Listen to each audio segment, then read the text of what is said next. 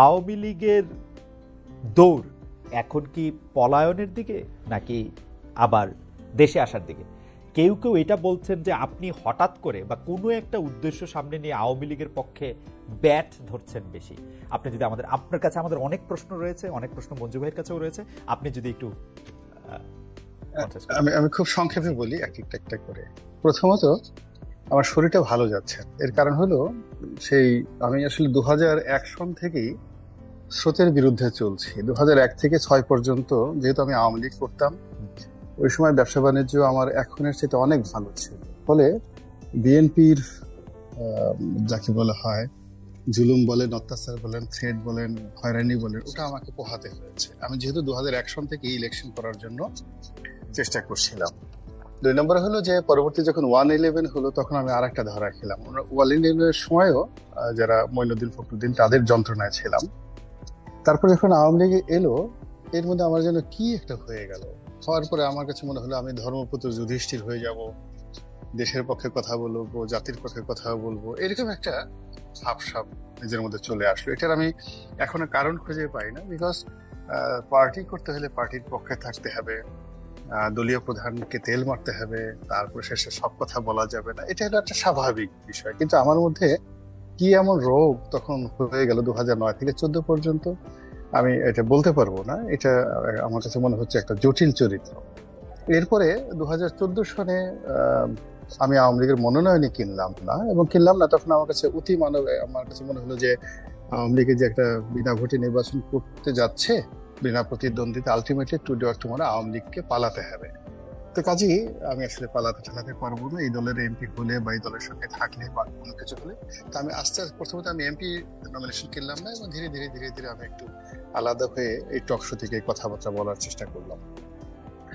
এরপরে 2018 সনে এসে একই অবস্থা, মানে পাবলিকের কথা, তারপরে পরিবেশ পরিস্থিতির কারণে আবার সেই ইলেকশনে গেলাম, আওয়ামী লীগ মনোনয়ন দিল না, তারপরে শেষে বিএনপি মনোনয়ন দিল। এখানে যে জিনিসটা হলো, আমি এখন যেটা বুঝি, আওয়ামী লীগের মতো দল বা বিএনপির মতো দল, তাদেরকে যদি কেউ রিফিউজ করে তাহলে তারা খুব প্রেস্টিজে, এটা খুব অপমান। মানে আমি 2014 সালে মনোনয়ন পেপার কিনিনি, এটা আওয়ামী লীগ আসলে খুব সহজভাবে মেনে নেয়নি। আবার বিএনপি 2018 সালে আমাকে মনোনয়ন দিয়েছে, আমাকে খুব উপকার করেছে, নট লাইক দ্যাট। শেখ হাসিনাকে অপমান করা বা তার দল থেকে একজনকে হারিয়ে আনা, এটা আমার জায়গায় যদি একটা তেলাপোকাও হতো তাহলে হয়তো সেই সুযোগটা 2018 সনে বিএনপি নিত, এবং সেটাই তারা নিয়েছে। They try to use me. তো সেভাবে যাক, বিএনপির সঙ্গে এখন পর্যন্ত ওইভাবেই আমি শুধু ইলেকশন করেছি, সেভাবে আছি। কিন্তু আমার যে কথাবার্তাগুলো আছে, যেটা 2009 থেকে আজ অবধি আমি যে ভাষায় কথা বলছি, সেই ভাষায় কথা বলে যাচ্ছি। এবং এই কথার মধ্যে আমার কখনই, যেটা আপনি জিজ্ঞাসা করলেন, যে আমার কখনই এমন ঘটনা হয়নি পরিবেশ পরিস্থিতির কারণে আমি ভয় পেয়েছি, কথা বলিনি, যে কথাটা এই পরিবেশে আমার জন্য বলা প্রয়োজন। This is one. Second thing হলো, এই 5 তারিখের পরে আমি প্রথম যে 72 ঘন্টা দেখলাম, যে এখন হয় কি, দীর্ঘ সময় যেহেতু রাজনীতির সঙ্গে আছি, তারপরে রাজনীতির বাইরে আবার একটু লেখালেখি করি, আবার এই যে আপনাদের সঙ্গে টকশো করার কারণে সমাজের বিভিন্ন শ্রেণী পেশার মানুষের সঙ্গে যে দেখা সাক্ষাৎ মেলামেশা হয়, এই কারণে হয় কি, রাজনীতির যেটা অঙ্ক আছে, রাজনীতির যেটা জ্যামিতি আছে, তারপরে রাজনীতির একটা ফিজিক্স আছে, কেমিস্ট্রি আছে, এই জিনিসগুলো কিছুটা হলে আমার মধ্যে সেটা এসে যায়। তা আমার কাছে যেটা মনে হলো, যে এই মুহূর্তে যেটি হচ্ছে, সরকার প্রথম দিন থেকেই ভুল করছে। তারা মূলত রাজনৈতিক দলগুলোর সঙ্গে, সকল রাজনৈতিক দলগুলোর সঙ্গে যেভাবে একটা সমঝোতা তাদের করা দরকার সেটা করেনি। আর প্রথম দিন থেকে আওয়ামী লীগকে একেবারে পরিপূর্ণভাবে রিফিউজ করা বা একটা বিপ্লবী সরকার করা বা যা কিছু করা, সেটা তারা করেনি। ফলে এটা আসলে বেশি দূর যাবে না।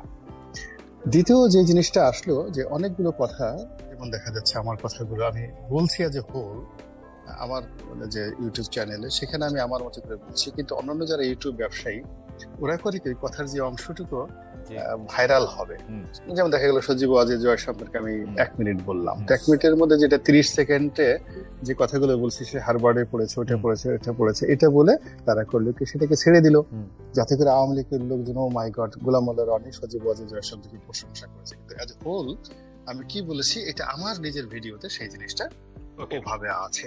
তো আলটিমেটলি আওয়ামী লীগ সম্পর্কে আসলে আমি কোনো কিছুই পজিটিভ বলছি না, আবার আওয়ামী লীগ সম্পর্কে যে নেগেটিভ কথাগুলো আমি এই মুহূর্তে যেভাবে বলছি আমার এই ভাষার কারণে, উপস্থাপনার কারণে হয়তো সেটাকে গালাগালির মতো মনে হচ্ছে না, কিন্তু অন্যায়কে যারা আওয়ামী লীগকে গালাগালি করছে তার চেয়ে কিন্তু কঠিন ভাষায় আপনি আমি আওয়ামী লীগকে সমালোচনা করছি।